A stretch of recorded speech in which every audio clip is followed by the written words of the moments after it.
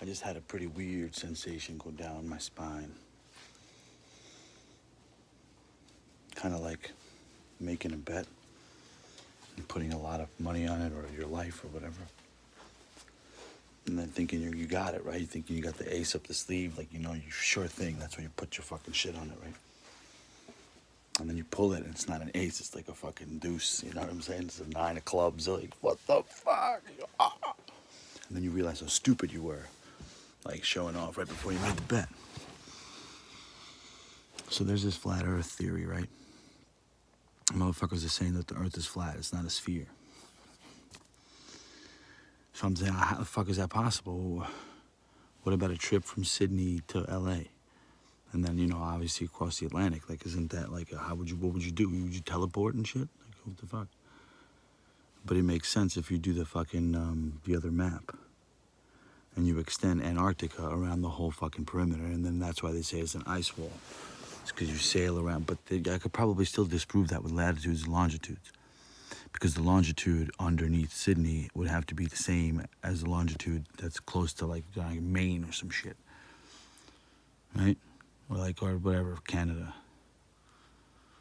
So if the longitudes are longer latitudes, then obviously no. I think someone actually said that, but they were wrong in their calculations. They said it went from 2,000 to 3,000 meters, but it only went from 2,000 to 2,044 meters. But even if it does go higher, why the fuck is it going higher? So then I was thinking this, shit. And for some reason, like sometimes I feel really small on the planet. Sometimes I feel like the planet's really small. You know what I'm saying? Like sometimes you don't feel big, but you feel like you're in like a place that's not too big.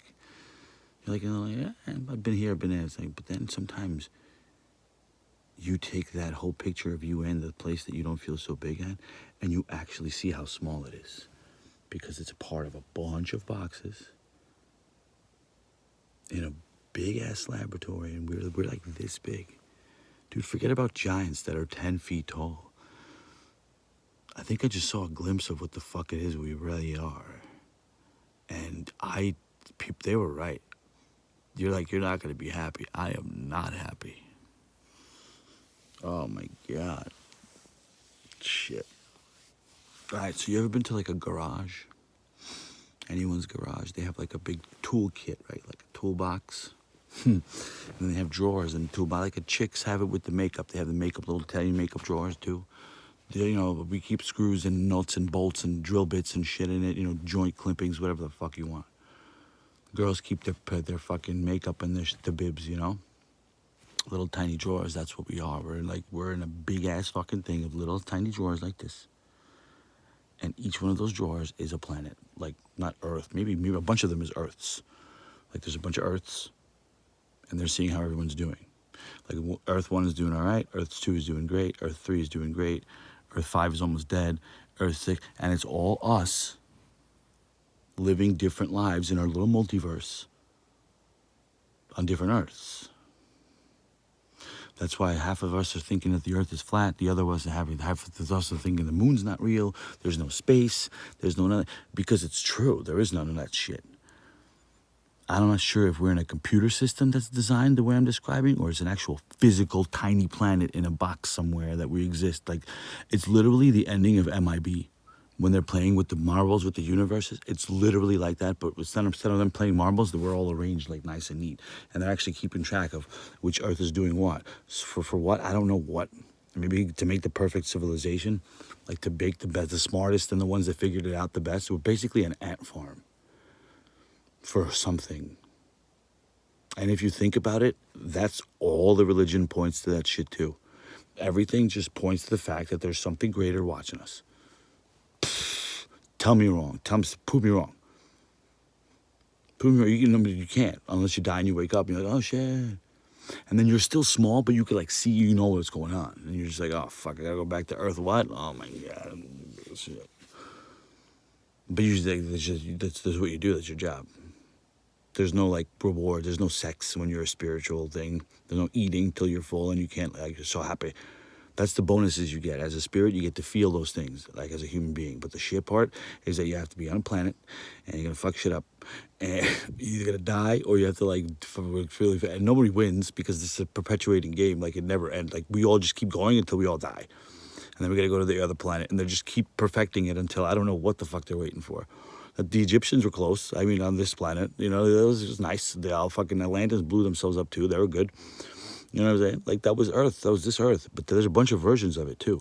So there's probably an Atlantis going on somewhere else on another Earth in the next drawer because they just started that one. And then these fucking ones over here, extraterrestrials, they figured out how to travel through things, you know what I mean? Like, we're fucking, look at this. Remember me? I'm fucking 3 million years ago or whatever. Time is not a thing, right? So a dream could last a day and it seems like 5 minutes or the other way around. So you can't really prove me wrong here. And there's nothing you can do about it.